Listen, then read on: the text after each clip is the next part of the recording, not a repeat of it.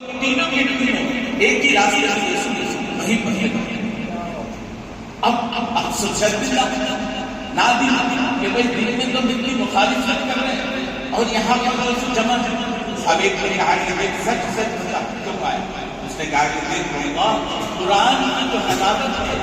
قرآن کی جو شیرینی ہے، قرآن کی جو نور ہے، قرآن کی جو کشش ہے، وہ چیز ابو جہل نے کہا اللہ عرب تو اللہ باللہ بہت استعمال کرتے ہیں، اس نے بھی کہا کہ یہی چیز ہے، ابو سفیان نے کہا یہی چیز ہے۔ دوستو یہ قرآن کی اس وجہ سے قرآن جو پڑھا جائے اللہ کیا فرماتے ہیں قرآن جب پڑھا جائے کیا فرماتے زیادہ شور سبق نہیں، ارے قاری صاحب قرآن کا تلاوت کر رہے ہیں، اللہ نے زبردست لگے،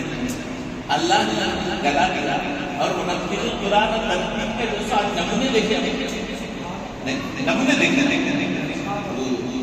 سمجھے نا تو دوستو قرآن میں کیا پتا خاموشی نہیں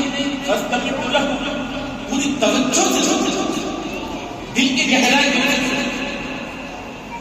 دوستو یہی تو دیوانی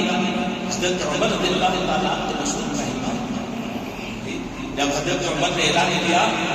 کہ کیا کہا بھائی اب چلو بہت ہو گیا، بہت انتشار ہو رہا ہے گھر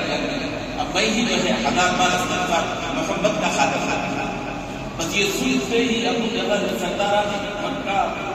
سردارانہ بولے جو کفار کے ایمان لے جائے کہنے لگے کہ اے یہ کام تم ہی کر سکتے کسی کے اب وہ حضرت عمر جب چلے درمیان کی باتیں ہٹا کے میں کہہ رہا ہوں اپنی بہن گھر میں بچے بہن کی پٹائی کرتی ہے، جب بہن کے چہرے سے خون ٹپکتا ہوا دیکھا مار مارے بھائی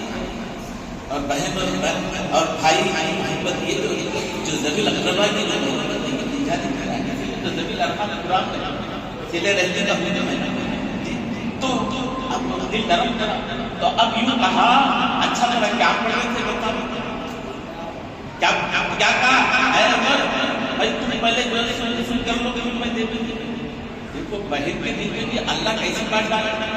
خبر ہے نا پہلے غسل کر لو غسل کرایا میں کہنے لگے کہ بھائی ابھی پاک صاف ہو گئے اب لا کے جو قرآن دیا حضرت خطبہ پڑھا رہے تھے دونوں حضرت سعید پہ بھی اور رسول کو بھی پڑھا رہے ہیں بہن فاطمہ تو کہنے لگے جیسے ہی کیا سورۃ طٰہٰ جب طٰہٰ جب پڑھے اننی انا اللہ قرآن کیا ہے جب سنتے ہی دل نرم ہو گیا اور کہنے لگے کہ بھائی اشہد ان لا الہ الا اللہ نعرہ تکبیر یہ ہے دوستو ہم پڑھ رہے ہیں ہم قرآن کے ساتھ لگا رہے ہیں حضرت اپنے قریبی سے دوست کے سردار ہیں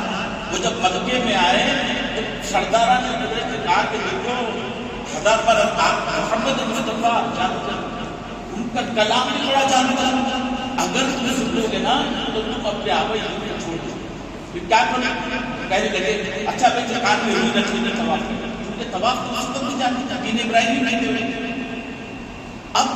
طواف کر رہے ہیں اور آقا صلی اللہ علیہ وسلم کا معمول تھا آپ مقام ابراہیم کے بعد نماز کی نیت کر کے قرآن پڑھیں اب طواف کی شاید ان کے 5ویں چکر کی